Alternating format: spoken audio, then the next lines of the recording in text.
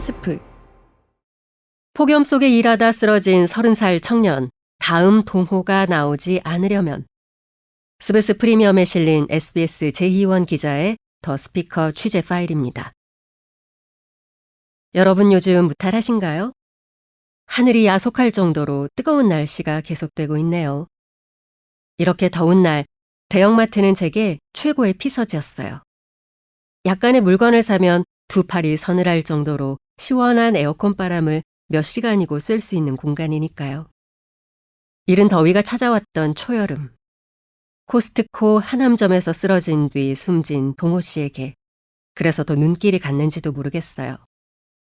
주차 카트 관리직이었던 30살 동호 씨의 휴대전화에는 하루 3, 4만 보를 걸었던 기록이 남아 있었어요. 30도를 웃도는 날씨에 매일 하프 마라톤보다 긴 거리를 철제 카트를 밀면서 걸어 다녔던 거예요. CCTV에서 확인된 동호 씨의 마지막은 물건 포장용 상자를 들고 주차장 구석으로 걸어가는 모습이었어요. 유족은 동호 씨가 숨진 뒤 2달이 다 되어 가도록 사측으로부터 명확한 입장이나 사과를 듣지 못하고 있습니다. 동호 씨에겐 3시간당 15분의 휴게 시간이 주어졌지만 유족들은 제대로 지켜지지 않았다고 말하고 있어요. 동호 씨는 동료에게 속옷까지 다 젖을 정도라며 고된 노동 강도를 짐작케 하는 메시지를 보내기도 했어요. 사고 당일 오후에도 몸에 이상을 느꼈지만 본인이 빠지면 다른 동료들에게 일이 몰릴까봐 참고 일하다 쓰러진 거예요. 휴식 시간 자체도 부족했지만 일하는 직원 숫자도 비슷한 규모의 다른 지점보다 훨씬 적었어요. 몇 년 전부터 직원들이 이러다 사고가 난다며 회사 측에 대책 마련을 요구했지만 외면해 왔다는 게 동료들의 증언입니다. 김동호 씨의 사인은 온열에 의한 과도한 탈수로 인한 폐색전증인데요. 30살 청년에게 폐색전증은 흔히 발생하는 질병이 아닙니다. 류현철 직업환경의학 전문의는 이렇게 설명해요. 철인 3종 경기나 레슬링 선수처럼 고강도 지구력 운동을 하는 사람에게서 좁은 혈관을 막는 색전이 발생한다는 의학적 보고가 있습니다. 김동호 씨가 33도가 넘는 폭염 속 적절한 휴식이나 물을 공급받지 못하는 상황에서 근력을 쓰는 노동을 계속했다는 건 운동선수들과 같은 정도 수준의 위험에 노출된 것으로 추정할 수 있습니다. 취재하는 내내 동호 씨의 죽음을 정말 막을 수는 없었나 하는 물음이 머릿속을 떠나지 않았습니다. 일상이 된 폭염은 대부분의 사람들에게 지치고 힘든 일이지만 누군가에겐 목숨을 위협받는 일이기도 합니다. 더위 그 자체도 사람 목숨에 위협적이지만 노동자의 건강권을 경시하는 기업의 태도는 위험을 더 크게 만들죠. 대표적인 사례를 볼까요? 지난달 충남의 한 자동차 부품 공장에선 30대 하청 노동자가 온열 질환으로 쓰러져 병원으로 실려갔어요. 폭염특보가 내려진 날이었지만 사측이 비용 절감을 이유로 특정 온도가 되지 않으면 에어컨을 틀지 않았다는 게 노조의 주장입니다. 5성급 호텔에서 일하는 또 다른 익명의 제보자는 하루 2만 보가량 걸으며 지하에서 일하는데 에어컨도 없이 모자와 장갑까지 끼고 일을 합니다. 땀띠에 살이 문드러져요. 하청업체 노동자는 사람 취급 못 받습니다. 이렇게 털어놨어요. 우리 눈에 보이지 않지만 쓰러지기 일보 직전인 노동자들이 곳곳에서 폭염을 오롯이 견디며 일하고 있습니다.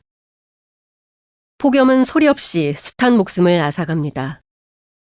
자연재난 중에 태풍이나 호우 등을 다 합친 것보다 폭염으로 목숨을 잃는 사람이 더 많습니다.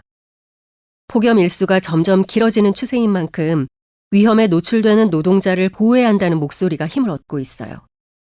정부도 이런 상황을 모르지는 않습니다. 고용노동부가 이번 폭염을 살인적 폭염으로 규정하면서 근로자 건강보호 특별 대응 지침을 마련한 것도 같은 맥락이에요. 물과 그늘, 휴식 등 3대 온열질환 예방수칙이 현장에서 실질적으로 이행하도록 강조하고 있죠.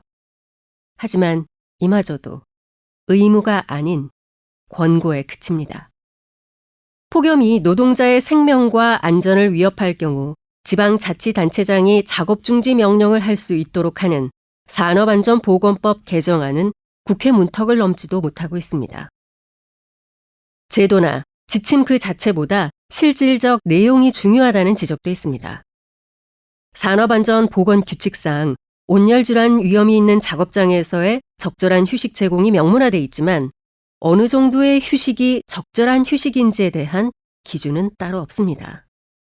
코스트코에서 숨진 김동호 씨 역시 3시간 노동에 15분의 휴게 시간이 있었고 5층 주차장에서 휴게 공간이 따로 있었지만 1층에서 5층까지 오고 가는 데만 9분이 걸리는 탓에 제대로 휴식 시간을 갖기 어려웠어요.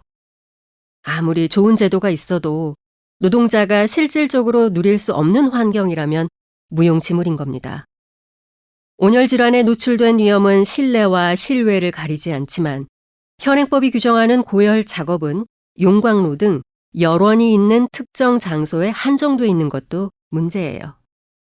그래서 마트 주차장이나 공장, 야외 작업장 등 폭염에 취약한 장소 대다수가 고열 작업장 관리 대상에서 빠져 있습니다. 그야말로 살인 폭염에도 일손을 놓지 못하는 사람들은 도시의 노동자뿐만 아닙니다. 사실 제대로 집계조차 되지 않은 사람들이 있어요. 바로 농촌의 고령화된 농민들입니다. 지난 7월 29일 하루 동안 전국에서 6명의 고령 농민들이 온열 질환으로 사망했어요. 장마가 지나고 폭염이 찾아오는 이 시기는 병해충과 잡초가 크기에는 최적의 환경이라네요. 독한 약을 치거나 긴매기를 하다가 쓰러지는 어르신이 많다고 해요. 강선희 전국 양파 생산자 협회 정책위원장은 이렇게 설명합니다. 최근 들어 실제로 어르신 부고가 많아요. 밭일 끝나고 집에서 쉬시다 돌아가는 분들도 있고요. 농사가 다른 사람 손으로 할 수 없는 일인데다가 밭작물은 자급률이 1%도 채 안 되잖아요. 농촌의 노인들이 수확할 수밖에 없는 구조인데 고령자 노동력에 도시 사람들이 기대고 있는 셈이죠. 대안을 물었습니다. 어차피 농사일이 1년 내내 똑같은 일을 하는 건 아니거든요. 과수도 그렇고 밭일도 그렇고 일이 많은 농번기가 있죠. 이때만이라도 일손을 빌릴 수 있으면 훨씬 수월해질 거예요. 정부와 지자체가 동남아시아 등에서 공공형 계절 근로자를 한시적으로 들어오는 방안이 농촌의 걱정을 한시름 덜 수 있다는 얘기입니다. 오늘은 폭염 속에서도 일손을 놓지 못하는 사람들에 대해서 기록해봤는데요. 사실 제게는 숨이 턱 밑까지 찰 정도로 노동을 해야만 했던 기억은 부끄럽지만 없습니다. 그래서 더위를 목숨과 바꿔가며 일해야 하는 현실은 잘 와 닿지 않는 일이기도 했어요. 코스트코 노동자 30살 동호 씨의 방에는 내년쯤 미국 유학을 준비했던 흔적이 가득했습니다. 펼쳐보지도 못한 책들이 안타까움을 더했습니다. 동호 씨의 이름표 뒤쪽에는 코스트코의 사명이 이렇게 적혀 있었어요. 회원들에게 양질의 제품과 서비스를 최저 가격에 지속적으로 공급하는 것. 동호 씨가 사라진 그 자리에 그제서야 아이스박스와 생수병이 놓였습니다. 때때로 우리는 우리의 생명이 우리가 만드는 상품보다 더할 나위 없이 중요하다는 사실을 잊어버리는 것 같아요. 이번 여름이 누군가의 인생의 나머지 페이지를 손쉽게 앗아가는 계절이 아니기를 바라면서 글을 맺습니다. 독자 여러분도 더위에 건강 조심하세요. 여기까지 스브스 프리미엄에 실린 SBS 재희원 기자의 더 스피커 취재 파일. 저는 아나운서 최영아였습니다.